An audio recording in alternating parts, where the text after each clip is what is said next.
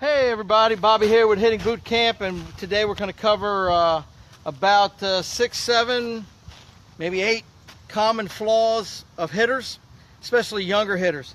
Number one flaw when they get in the box is and get in their stance is not balanced. Go ahead and get in your stance. Instead of having the feet in the right position, most players will be standing like a duck. Bow your feet out like a duck.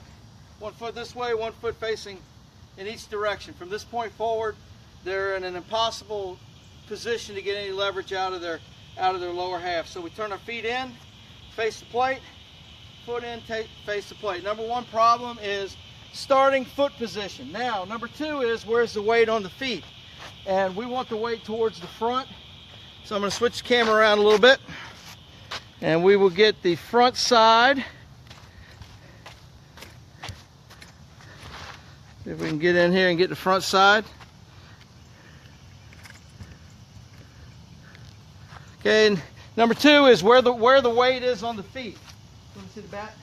We're going to draw a line from where the shoelaces meet the front of the shoes up front, right in the ball of the foot, where your balance is. We're going to draw a line there. We'll draw a line back to the back one, and we'll draw a line back through the back. So that line, we want to keep our weight on the front side of that line. We want to bend our knees enough to where the weight is now up on the front of our feet. What most guys do is they stand on their heels. They're standing up and they're trying to hit from a very weak position. Okay, number one is your foot position forward. Number two is the weight up on the front of your feet.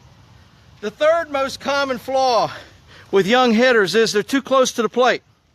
They stand up on the plate, and now in order to hit the inside, when they actually swing, the bat is over the outside part of the plate, and they're forced to open their body or bail out in order to bring the bat back to the strike zone. As you can see, it's chaos.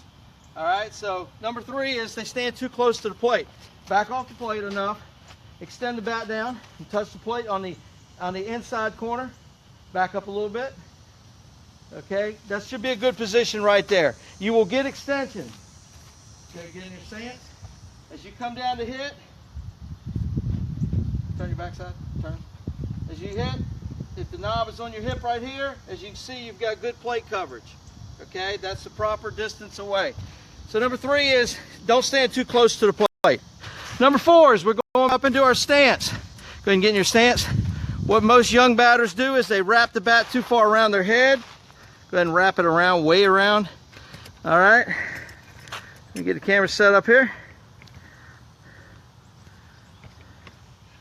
All right. Sorry for the wiggling. We'll get it. There we go. All right.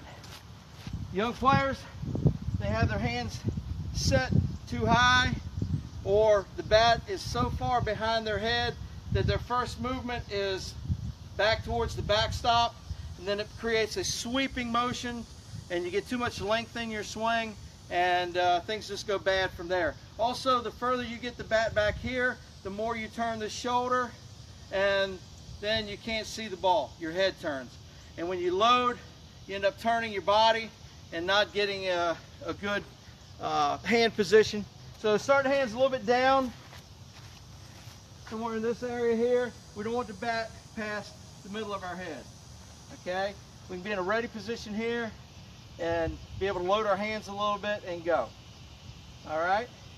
Number four, is head position. Make sure that you see the pitcher. A lot of guys will have their head tilted. They'll have their be in here, and they're not getting both eyes on the pitch, and they can't see the pitch properly. Okay? So make sure that both eyes are level and that both eyes are facing the pitcher. Number five, is grip. How are you gripping the bat? All right? We do not want to grip the bat in the back in the base. Open your hands. Back in the base of our hands. We want to up in our fingertips. Okay? Up in our fingertips. Our finger knuckles are lined up together, not our fist knuckles. Finger knuckles, door knocking knuckles lined up together.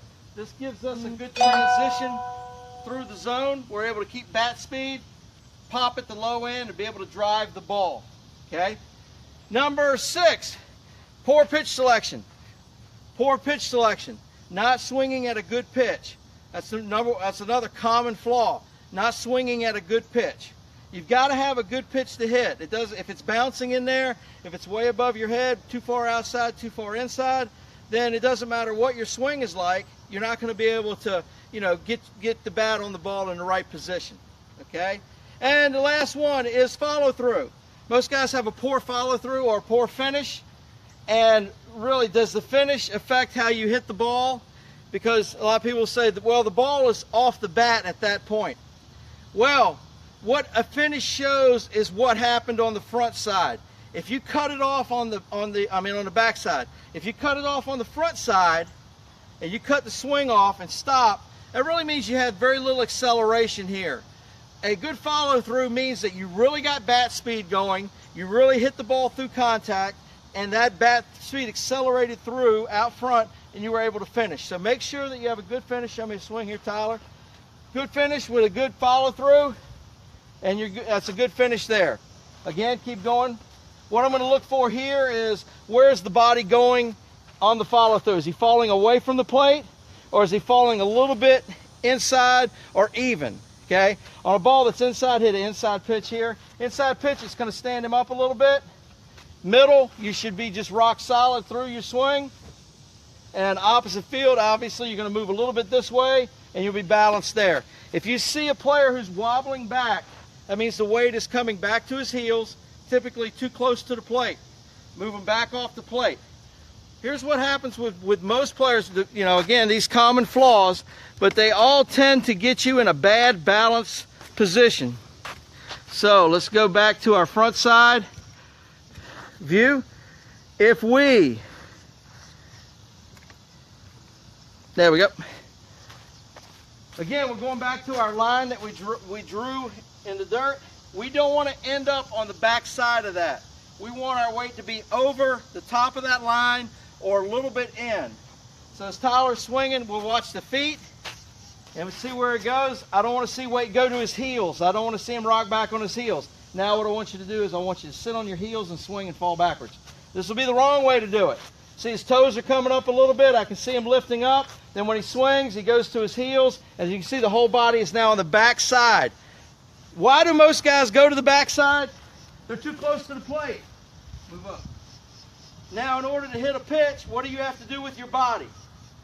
Well, go ahead and turn and fall backwards. Just turn and spin. You have to open your body way too soon. You have to throw your hips out of the way, not part of your swing, in order to bring the bat from here back across to make contact. You can see what the body's doing. The body's going away. We don't want that to happen. So spacing, vitally important. Back up. All right, so give me a good swing. All right, guys, those are some of the most common flaws. I think there were 7 there. We could go into a lot more detail, but we don't want to overwhelm everybody. If you start in a good position with your feet, good spacing off the plate, head in a good position, hands with a good grip, not wrapping the bat, okay? Track the ball in, hit a good pitch, and follow through. Those are the major components of hitting. And how we get there, you know, we'll go into a lot more detail on that, but those are the components of a good swing, or those are common flaws of a swing that's not so good. Take care, everybody.